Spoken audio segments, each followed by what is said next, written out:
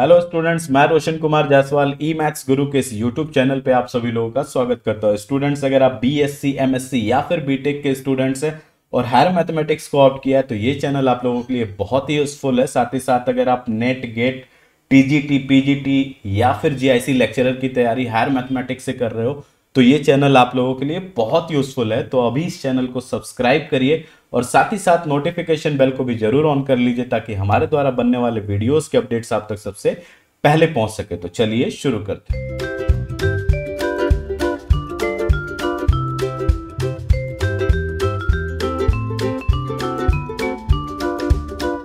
Students, अभी हमारे channel पर सीरीज चल रही है एनबीएचएम 2023 सॉल्यूशंस की, जो कि एंट्रेंस लिया गया था एमएससी और पीएचडी के लिए।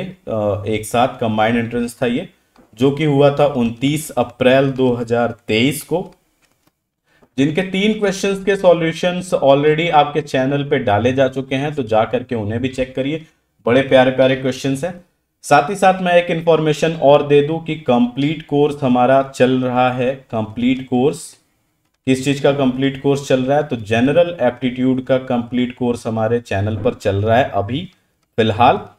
जनरल एप्टीट्यूड का ये जो कंप्लीट कोर्स है ये हेल्पफुल होगा नेट के लिए, गेट के लिए, या फिर अगर आप सीयूईटी की तैयारी कर रहे हैं, चाहे यूजी चाहे पीजी की, या फिर कोई सा भी वनडे एग्जाम अगर आप दे रहे हो जहां पर क्वांटिटेटिव एप्टीट्यूड पूछा जाता है, ये सीरीज आप लोगों के लिए बहुत हेल्पफुल होने वाली है।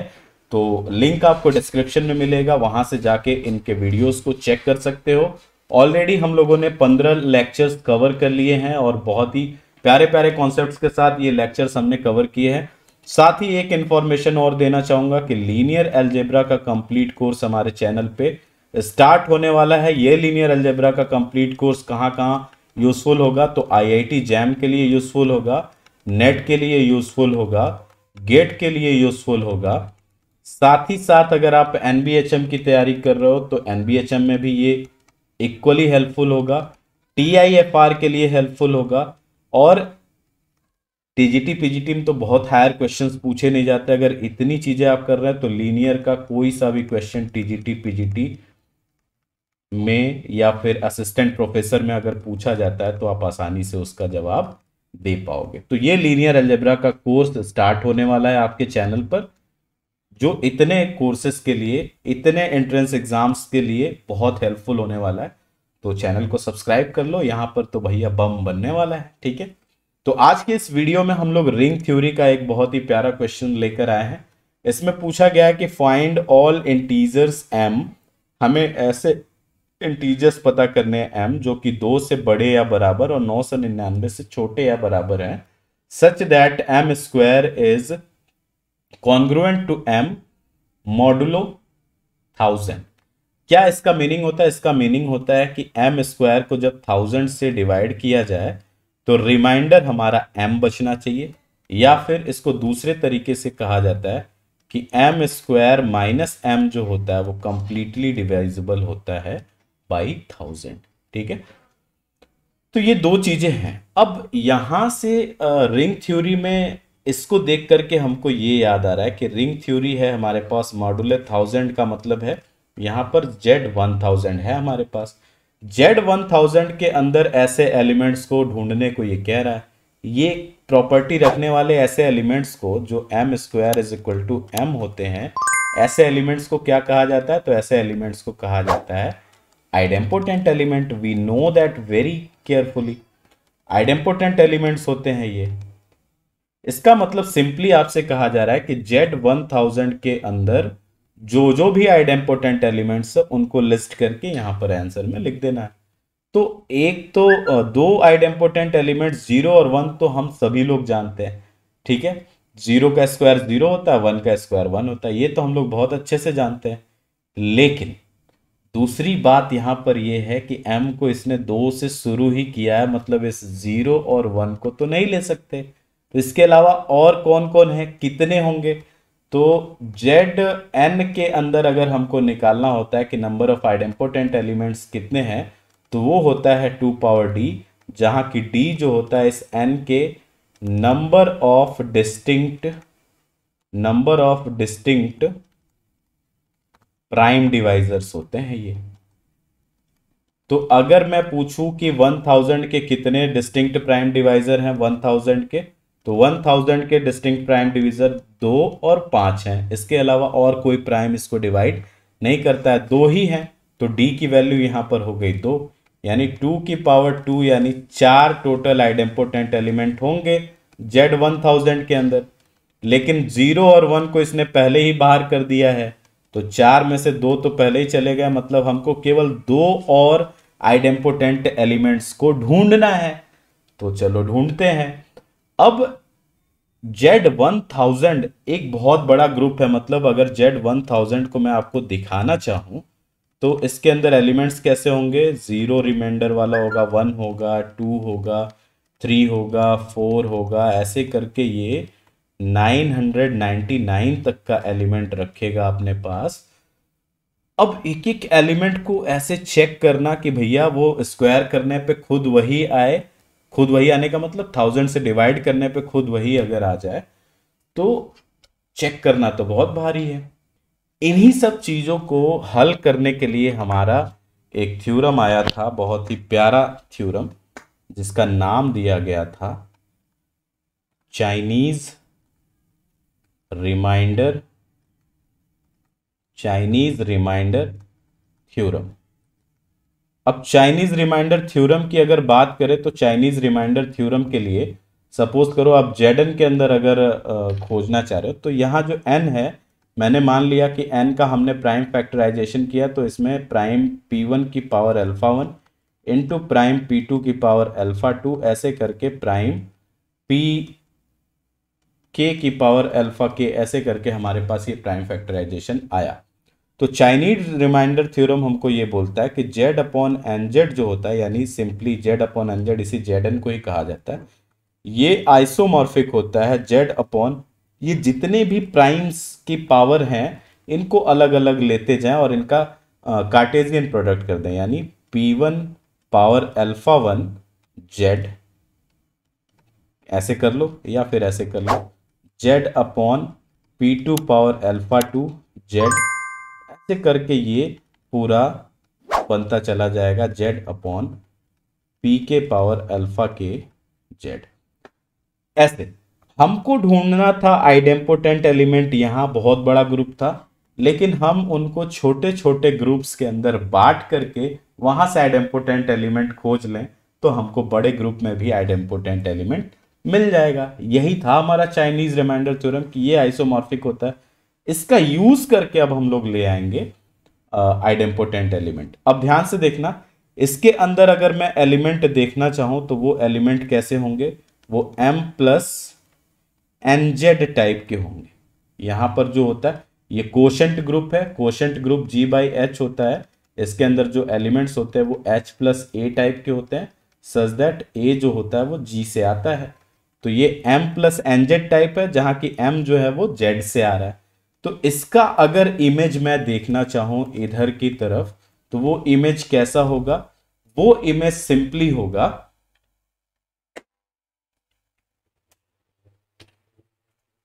अगर इधर की तरफ मैं इसका इमेज देखना चाहता हूं तो वो इमेज मुझे दिखेगा कैसा,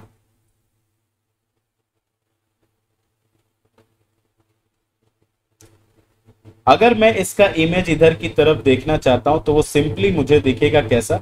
सपोज करो m1 एलिमेंट यहां से ले रहा हूं, तो p1 power alpha 1 Z comma m2 यहां से ले रहा हूं, तो ये m2 plus p2 power alpha 2 Z, ऐसे करके मुझे इमेजेस दिखते जाएंगे। ठीक, इसको मैं अगर लिखूं इसके फॉर्म में ब्रेक करके, तो ये m प्लस सिंपली होगा p1 power alpha 1 Z, m plus p2 power alpha 2 Z, ऐसे करके ये भी चलता जाएगा और एक एक को हम लोग ऐसे कंपेयर करते चले जाएंगे और हमको आंसर मिलता चला जाएगा। तो अब आते हैं अपने Z1000 पे, यानी सिंपली हमारे पास था Z अपॉन 1000 Z, तो इसको हमने ब्रेक किया तो ये बना, ये 1000 को ब्रेक करते हैं तो ये बनता है 2 क्यूब इंटू 5 क्यूब, ये बना। तो 2 क्यूब को अगर हम लिखें तो ये 8 है, ये 125 है, तो इसको हम लोग लिख सकते हैं Z upon 8z cross Z upon 125z के। ठीक है, इसके अंदर एलिमेंट्स अगर मैं देखना चाहूं तो वही m हमको चाहिए, तो m की वैल्यू यहां से निकालनी है। m प्लस 1000z यहां पर होगा, इसके ऊपर इमेज हमको देखना। अब ध्यान से समझना, अभी मैं इधर का इमेज नहीं लिख रहा हूं, हमको आइडेम्पोटेंट एलिमेंट चाहिए, ऐसे एलिमेंट्स चाहिए जो m square is equal to m mod 1000 ऐसा प्रॉपर्टी रखते हैं। इसी एलिमेंट को हमको ढूंढना है, इस बात को ध्यान रखना है। 1000 में नहीं ढूंढ पा रहे थे, लेकिन z बाई 8z यानी जेडेट में तो ढूंढना आसान है। इसको डिवाइड करने वाला डिस्टिंक्ट प्राइम केवल एक ही है, वो है 2 से ये डिवाइड होता है। तो इसके अंदर यानी 2 पावर 1 आइडेम्पोटेंट एलिमेंट यानी 2 आइडेम्पोटेंट एलिमेंट्स होंगे, और वो कौन होंगे, बट ऑब्वियस है कि वो 0 और 1 होंगे। इसी तरीके से जब आप Z 125 में ढूंढने चलोगे तो इसके अंदर भी 0 और 1 ही मिलेगा। तो जब Z8 क्रॉस Z 125 के अंदर ढूंढने चलोगे तो यहां मिलेगा 0 0, इन्हीं एलिमेंट से मिला करके हमारा आइडेम्पोटेंट एलिमेंट मिल जाएगा। 0 0 1 0 0 1 एंड 1 1, ये हमको मिलेगा। यही 4 एलिमेंट्स ही तो चाहिए थे। Z 1000 के अंदर हमारे पास 4 ही तो थे, तो 4 में से 2 तो गायब हो गए थे। कौन कौन से 2, तो ये 0 और 1 वाला तो गायब हो गया था, इनको हमने हटा दिया। अब इन दोनों के बारे में हमको चर्चा करनी है बारी बारी से, तो हम मान लेते हैं कि पहले इसके बारे में चर्चा कर रहे हैं। एक एलिमेंट यहां से निकाल के ले आएंगे, तो ये हमने लिख दिया यहाँ 1 0, इसका 1 इसका 0। अब ये है F1 m प्लस 1000z है ये, और ये 1 लिखने का क्या मतलब, ये 1 इसमें का है तो ये कैसा होगा, 1 प्लस 8z टाइप होगा। 0 इसमें का है तो ये 0 प्लस 125z टाइप होगा। इस 1 0 को हमने ऐसे रिप्रेजेंट कर दिया। अब m प्लस 1000 का यहाँ पे अगर देखना चाहेंगे, इसका इमेज यहाँ पर देखना चाहेंगे, तो वो कैसा बनेगा, m plus 8z comma m plus 125z type बनेगा। ठीक ना, इसी m का इमेज इधर ही देखना है आपको, और ये कॉन्क्रुएंट होगा 1 plus 8z comma 0 plus 125z के। बहुत सिंपली जा रहा है, बस देखने में बड़ा लग रहा है, इसको हमको बहुत तेजी के साथ लेके जाना है, लेकिन है सिंपल। अब इसको हमको कंपेयर करना है, इसको इससे, इसको इससे। क्या मतलब है इसका, इसका मतलब है कि m is leaving remainder this 1 when divided by 8, इसका ये मतलब है। और इसका यहाँ पे क्या मतलब है, यहाँ पे तो रिमाइंडर 0 बच रहा है, तो m is leaving remainder 0 when divided by 125। तो सिंपली इसका मीनिंग क्या निकल के आया कि जो भी नंबर होगा हमारा, यहाँ रिमाइंडर 0 छूटने का मतलब ये है कि हमारा ये जो भी नंबर है 125 का मल्टीपल है। पक्का है कि कोई 125 का मल्टीपल है। साथ ही उसमें अगर 8 से डिवाइड करें तो उसमें हमको 1 रिमाइंडर बचना चाहिए। तो 125 का जो भी मल्टीपल है उसका तो चॉइस हमारे पास बहुत बढ़िया से है, 125, 250, 375 और 500, 625, और इसमें 625 में 125 जोड़ेंगे 750, 750, फिर ये 875। जस्ट इसमें चेक कर लो कि 8 से डिवाइड करने पे कौन रिमाइंडर 1 दे रहा है। इसमें 8 से डिवाइड करेंगे तो 8 एकम 8, 4 और 5 बट्टा 8 पंजे 40, 5 यहाँ बच रहा है, ये नहीं होगा। यहाँ पे करेंगे 8 तरीके 24 और 1 और 0, यहाँ 2 बच रहा है, ये भी नहीं होगा। यहाँ पे करेंगे 8 चौक के 32, 5 और 5 है, 8 6 48, यहाँ पे 7 बच रहा है, ये भी नहीं होगा। 8 6 48, 8 दूनी 16, यहाँ पे 4 बच रहा है, ये भी नहीं होगा। यहाँ 8 7 56, 6 और 5 8 28 64, यहाँ 1 बच रहा है, 1 बचने वाला ही हमको चाहिए। तो ये 625 एक नंबर तो हमको मिल गया। यानी जो हमारा आंसर वाला कॉलम है इसमें एक नंबर तो हमारे पास आ गया 625। और देख लो, आगे भी चेक कर लो। यहां से अब और आपको नहीं मिलेगा। इस एक एलिमेंट के बदले आपने एक यहाँ पर पा लिया। आप चाहे तो 8 से डिवाइड करके इसको चेक भी कर लो, उससे कोई फर्क नहीं पड़ेगा। अब हमको दूसरा एलिमेंट चाहिए, तो दूसरा एलिमेंट के लिए हम क्या करते हैं, 0 और 1 को ले लेते हैं। 0 और 1 को लेते हैं, देखते हैं क्या होता है। 0 1 को लेने पे क्या होगा कि एफ एम प्लस 1000 जेड जो होगा, एम प्लस 1000 जेड जो होगा, उसका इमेज हम कह रहे हैं कि वो 0 और 1 है। इस 0 और 1 का क्या मतलब है, 0 प्लस 8 जेड है, ये 1 प्लस 125 जेड है, ये लिखा हुआ है। और इसको मैं लिखना चाहूं तो ये m प्लस 8 जेड है, ये m प्लस 125 जेड है, लिख दिया हमने। कंपेयर करना शुरू किया तो m leaving remainder 0 when divided by 8, और दूसरी चीज क्या लिखी हुई है कि m is leaving remainder 1 when divided by 125, यानी mod 125 remainder 1, leaving remainder 1 when divided by 125। तो यहां से एक सिंपल मीनिंग ये निकल के आए कि ये जो नंबर होगा, ये जो नंबर होगा, ये 125 के मल्टीपल में एक ज्यादा होगा। एक ज्यादा होगा तभी तो डिवाइड करने, जैसे 126 में मैं 125 से डिवाइड करूं तो रिमाइंडर 1 आ जाता है। मतलब 125 के मल्टीपल में एक बढ़ा दूं तो मुझे नंबर मिल जाएगा। तो ये जो नंबर होगा दूसरा वाला 125 के मल्टीपल से एक ज्यादा होगा, लेकिन साथ ही साथ ये नंबर 8 से कंप्लीटली डिविजिबल होना चाहिए, क्योंकि वो 0 रिमाइंडर छोड़ रहा है।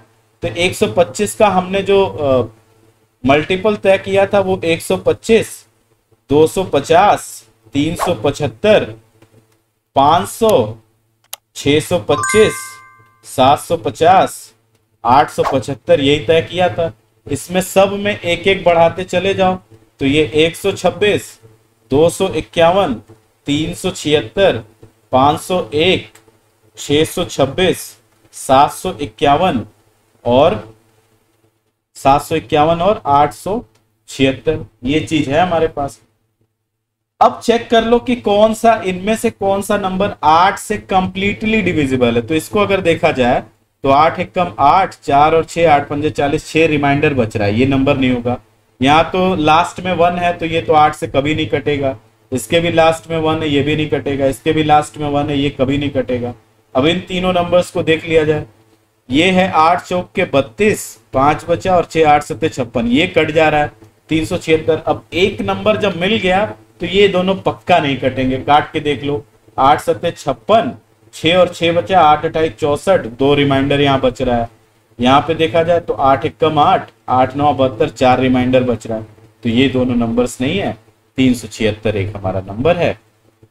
तो हमारा कंप्लीट आंसर क्या हो गया, 376 और 625 था ना। ये बहुत ही प्यारा क्वेश्चन, किस पे बेस्ड, चाइनीज रिमाइंडर थ्योरम पे बेस्ड ये क्वेश्चन था। चाइनीज रिमाइंडर थ्योरम पे बेस्ड बहुत ही प्यारा और उम्दा किस्म का क्वेश्चन था। आई होप आपको ये वीडियो सॉल्यूशन जरूर पसंद आया होगा। अगर ये वीडियो सॉल्यूशन आपको पसंद आया है तो वीडियो को लाइक कर दीजिए। अपने दोस्तों के साथ जिन्होंने भी एनबीएचएम का एग्जाम दिया हो या फिर नेट और गेट की तैयारी कर रहे हो उनके साथ ये शेयर करिए, क्योंकि बहुत ही प्यारा कंसेप्ट है यहाँ पर। इसको शेयर करिए उनके साथ। और चैनल पे नए हैं, अभी तक सब्सक्राइब नहीं किया है तो चैनल को सब्सक्राइब जरूर कर लीजिए। मिलते हैं नेक्स्ट वीडियो सॉल्यूशन के अंदर। आप सभी लोगों का बहुत बहुत शुक्रिया। Thank you.